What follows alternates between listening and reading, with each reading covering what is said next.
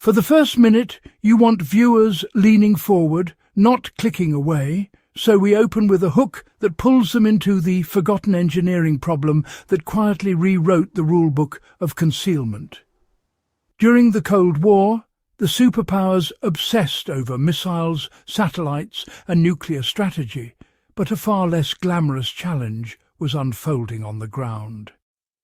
Early reconnaissance aircraft and the first generation of spy satellites were suddenly exposing bases, convoys, and installations that had once been nearly invisible. Old camouflage methods built on paint, brush and burlap simply collapsed under the scrutiny of infrared lenses and colour-sensitive sensors. This blindsided many planners. What had worked in World War II was useless when watched from the upper atmosphere. Engineers and researchers in both blocks were thrown into a new kind of arms race. One fought not with firepower, but with physics, light absorption, thermal signatures, and material science. And that race sparked a camo innovation that still shapes how militaries, survivalists, and even modern outdoor engineers think about concealment today. That innovation was the development of multispectral camouflage, a quietly groundbreaking shift that moved concealment from simple colour blending into a science of managing light across multiple wavelengths. It wasn't just about hiding from the human eye anymore. It was about blinding cameras, confusing sensors, and bending physics just enough to survive the most advanced observation tools of the era. So, during the early days of the Cold War, the fatal weakness of traditional camouflage really became clear. By the 1950s, jet aircraft were flying high and fast enough to photograph absolutely massive swathes of land. And, well, the U-2 program just made that threat even more serious. Both the Soviets and the Americans realized that even if you had vehicles painted perfectly to match the Earth, they still looked like hard geometric shapes when seen from above. The edges betrayed them. The shadows betrayed them too. And infrared photography made everything stand out even more because engines, steel, and even freshly dug earth would radiate heat differently than their surroundings. Traditional patterns just didn't help anymore, since they only worked against visible light. A green tank in a green forest was still a glowing rectangle under infrared scanning. This whole situation created a new doctrine. Camouflage wasn't just decoration anymore. It was, in fact, engineering. Material scientists were now ordered to find coatings and fabrics that could absorb, reflect, or scatter all sorts of light in non-uniform ways. The magic wasn't really in how something looked at a glance.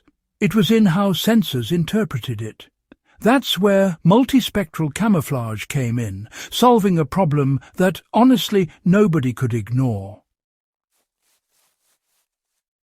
The breakthrough, it came when engineers stopped worrying about matching colours and instead started focusing on matching signatures. They began creating these layered materials that changed how different wavelengths behaved.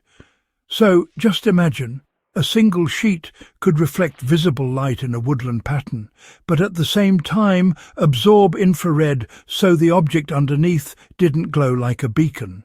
And then another layer might disrupt radar waves, breaking them up into scattered patterns instead of sending back a clean reflection. The real hack, though, wasn't just the materials themselves. It was the principle behind it all.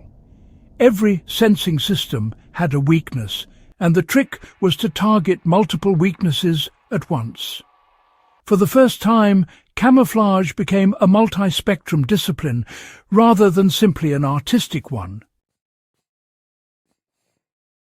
NATO forces, Warsaw Pact researchers, and later independent innovators all built on the same core idea. Control your thermal output, disrupt your radar echo, break your outline, and, well, manipulate how light interacts with your equipment. Modern ghillie suits, mobile netting, and thermal masking tarps all came from this principle. Even today's anti-drone concealment strategies echo Cold War methods almost exactly. How this Cold War innovation shaped modern survival tactics and outdoor engineering. You know, many survivalists don't realize that a lot of modern bushcraft concealment ideas actually came directly from these projects. The concept of breaking your thermal signature by layering materials, well, that traces back to those early multispectral fabrics. Coverings that hold pockets of air, or, distribute heat unevenly, reflect Cold War research showing how even small temperature irregularities could fool those early sensors. Even the practice of roughing up surfaces to prevent reflective glare is, in fact, rooted in camo coatings tested against high-altitude cameras. You can, actually apply this today in simple, practical steps. If you want to reduce your heat signature when sheltering in the wild, you can use 2 separate layers of material with an air gap between them. This, well, it basically recreates the thermal diffusion strategy used on Cold War radar stations. When setting up camp, breaking patterns with mixed textures and irregular shapes prevents clean visual detection, the same way multispectral netting prevented outline recognition from spy planes. And when storing gear, wrapping metal objects in cloth before tarping them reduces sudden temperature spikes that otherwise show up in infrared, a tactic modern special forces still employ. Why this Cold War camo hack still shapes military decisions today. Even with drones, satellites and AI-enhanced imaging, multispectral camouflage remains a backbone of modern warfare. Armies today still rely on materials engineered to manipulate visible infrared and radar signatures simultaneously. Anti-drone tarps, actually use the same principles developed for those early infrared blocking sheets. And, well, tank coatings rely on thermal diffusing paints that were, in fact, refined from Cold War prototypes. Even the newest adaptive camouflage technologies, which, by the way, can change appearance electronically, still depend on lessons learned from that old-school layered material approach. The Cold War, honestly, forced militaries to confront a pretty simple truth. The battlefield isn't just physical anymore. It exists across wavelengths. Whoever controls their signature, well, controls their survivability. That doctrine continues to guide equipment design, recon strategy, and soldier training.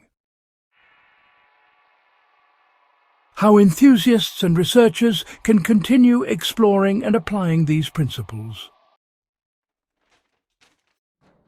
For viewers who study history, restoration, or survival engineering, the value of this knowledge is real. If you restore vehicles, understanding how light and heat interact with surfaces helps you replicate authentic coatings. And if you are developing gear for wilderness use.